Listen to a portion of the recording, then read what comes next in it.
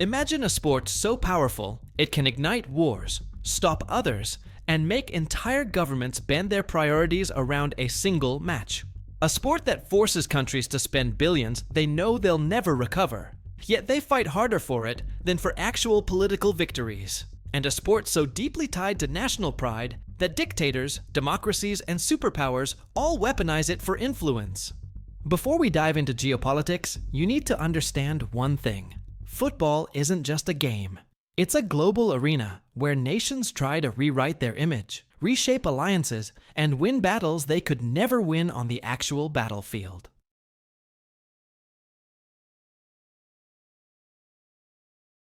Every 4 years, countries fight harder to host the World Cup than to avoid debt.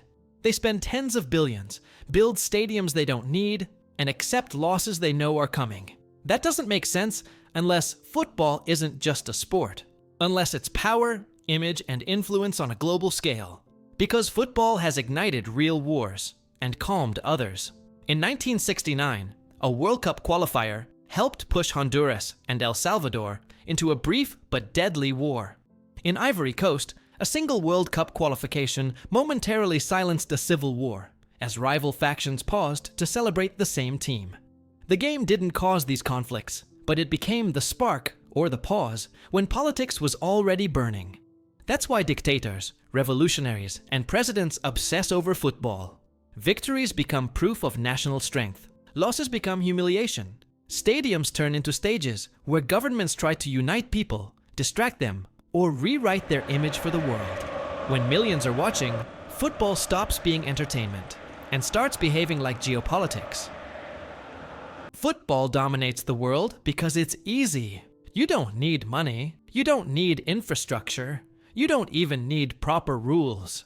All you need is something round and 2 objects to mark a goal. That's it. In poor neighborhoods in Africa, South America, the Middle East, kids play barefoot on dirt with balls made of tape or plastic bags. And that simplicity matters. It means football doesn't belong to institutions first. It belongs to people.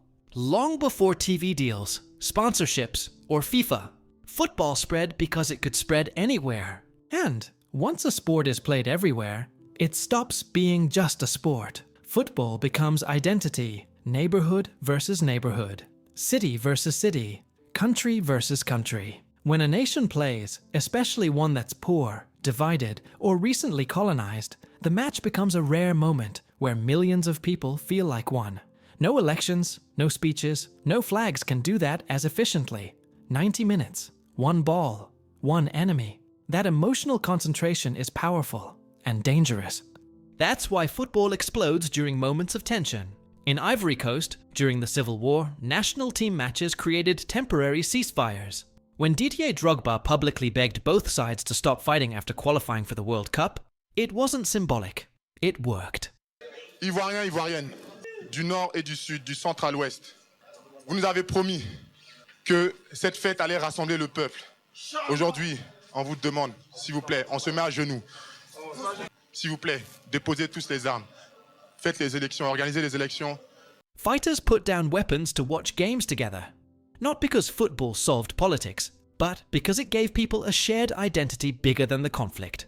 For a moment, being Ivorian mattered more than which side you were on.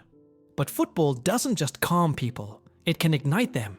In 1969, after a World Cup qualifier between Honduras and El Salvador, tensions over land, migration, and inequality exploded into what became known as the Football War. The war wasn't caused by the game, but football was the spark. It simplified a complex political conflict into something emotional and immediate. Us versus them. Governments understood that, and they used it.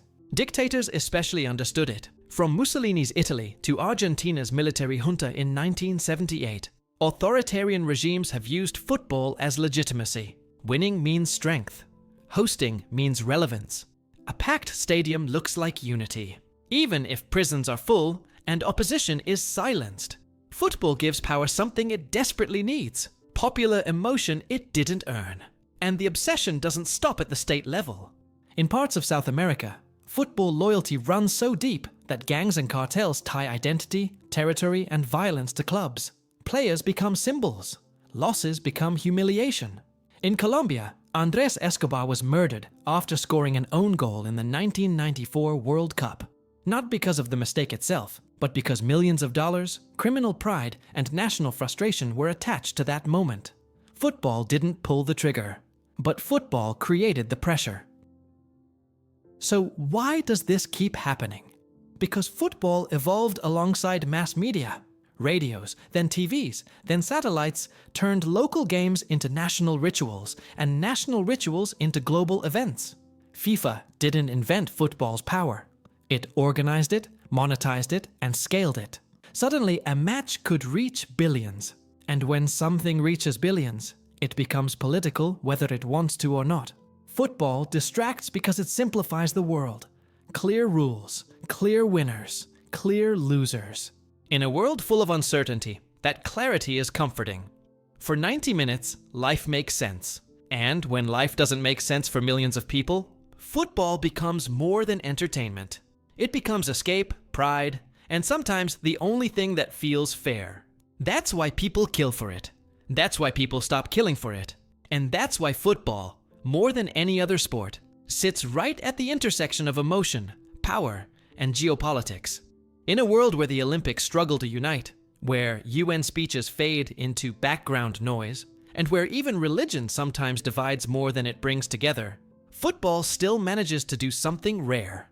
For 90 minutes, borders soften, politics pause, and millions of people move in emotional sync, cheering, suffering, hoping for the same thing. That doesn't make football innocent. It's been used, abused, and weaponized by states, dictators, gangs, and corporations. But that's exactly the point. Nothing this powerful ever stays neutral. Football isn't just a game. It's one of the last global languages left. And like any language spoken by billions, it can be used to unite, distract, manipulate, or reveal who we really are.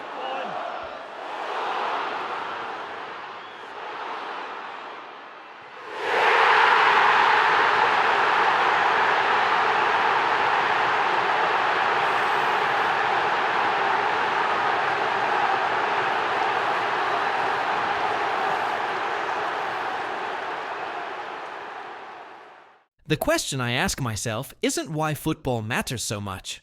It's why nothing else can do what it does. For Americans, discovering soccer isn't just a sport. Share this because the rest of the world already knows.